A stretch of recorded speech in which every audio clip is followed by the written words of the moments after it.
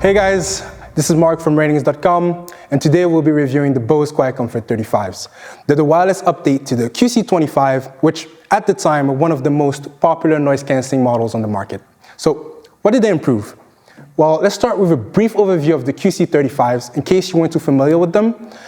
Basically, they're super comfortable wireless headphones, they sound pretty good, and they have one of the best noise cancellation in the business. But of course, they're not perfect. Like the QC25, they tend to get a bit leaky at higher volumes, and their build quality just feels a bit bland and plasticky for its price range. Also, there's a lot more headphones out there now that can compete with Bose's excellent noise cancellation, and they have a bit more active features. So why would you choose the QC35s? Well, before we dive into the review, let's quickly have a look at what's in the box.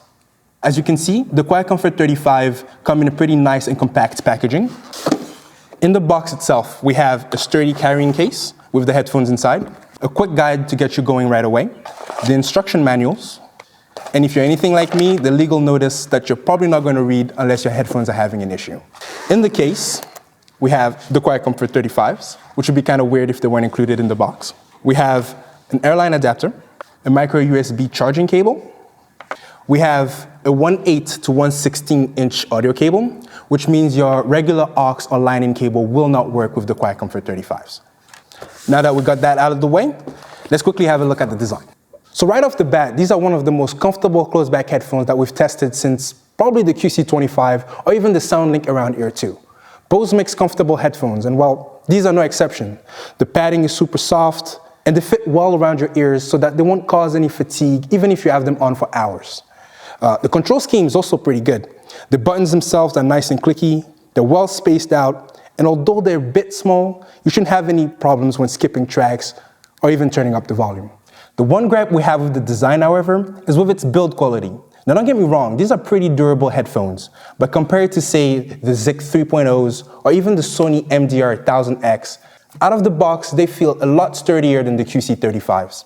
As you can see for yourself, the build quality is a little bit plasticky, the hinges are a bit loose, and there's only a thin metal frame to reinforce the headband. Simply put, they won't break if you accidentally drop them once or twice, but the build quality just doesn't reflect the premium price range. On the upside, they're pretty portable, they fold, and they come with a good and sturdy carrying case, which is nice. All right, so let's talk about the sound quality. The QC35s are actually really good sounding headphones. They have a great mid-range, they have a great treble, the bass is extended, it's punchy, it's exciting without being overdone, so they sound great on most tracks. Looking at the frequency response, you can actually see that the bass of the QC35 is a little bit hyped and over our target, but not by much, so it's going to sound exciting without being overly bass heavy. And also, the extra bass doesn't seep into the mid-range like some other headphones do, which makes the sound boomy and muddy. The treble range is also going to sound pretty good, much better than it looks, and most of these fluctuations are not going to be audible to you, except for this mismatch at 2 kHz, which is going to skew the stereo image a little bit. But I have to say that the mismatch here is probably only unique to our test unit, and your QC35 may not have the same mismatch. So the only issue that we have with the sound quality of the QC35 is their soundstage.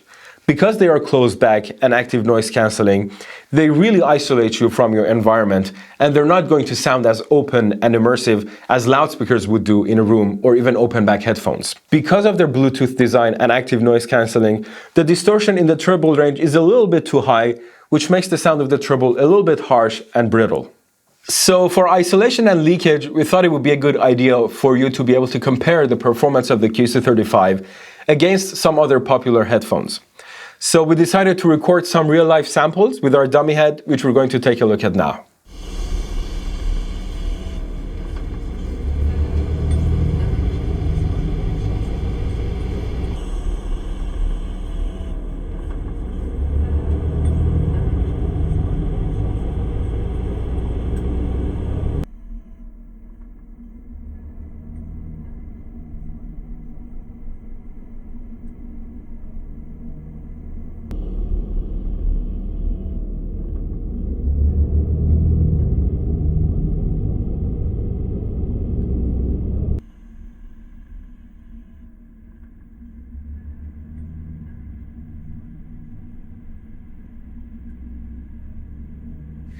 So you can clearly hear that the QC35 is one of the best noise-canceling headphones we have measured so far, being bested only by the Sony MDR1000X, which at the moment is the best noise-canceling headphone on our website. Now for Leakage.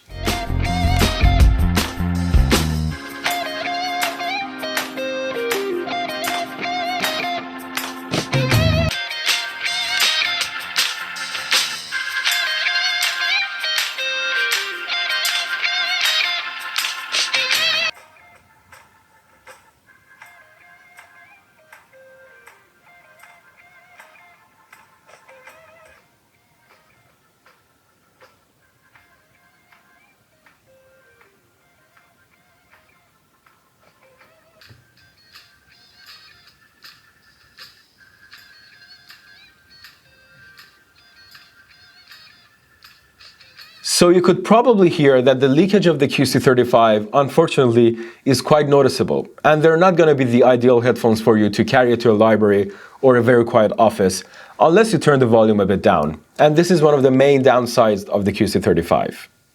The biggest difference between the QC25 and the QC35s is that the QC35s are wireless. And they have a fairly good wireless range of about 35 feet, roughly 10 meters when we left our Bluetooth source in another room. And while it's not as impressive as some of the Plantronics headphones, which reach well above 50 feet, if you're going to have your phone on you, or even leave your phone on the desk while you walk around your house or around the office, then 35 feet should be more than enough. As for the battery life, we measured 18 hours of continuous playback on a single charge. They also automatically switch off to save power, and they only took about 2 hours to fully charge, which is on the lower end for wireless over-ear headphones. Overall, the QC35's active features are pretty great, but the bundled app just feels a bit useless. Let's talk about that. The Bose Connect app is a sleek-looking app, but it just doesn't do much. Once connected to your QuietComfort 35s, you get access to an auto-off timer, an in-app media player, and the basic battery information details. And that's pretty much it. So no equalizers, no room effects. You can't even adjust the level of noise canceling for your headphones. So compared to some of the other apps available on the market, like the Sennheiser CapTune app, which gives you so much more control, this just feels a bit pointless and like a wasted potential. So in the end, if you're looking for a good pair of noise canceling headphones for your daily commute, or even if you're a frequent flyer, then the QC35s are a pretty safe bet. They're super comfortable, they have great active features, and they actually sound pretty good. The only thing is, they get a bit leaky at higher volumes. But overall, they're a worthy successor to the QC25s. And that's pretty much it. If you like what we do here, subscribe to our channel, go check out the website, and thanks for watching. See you next time.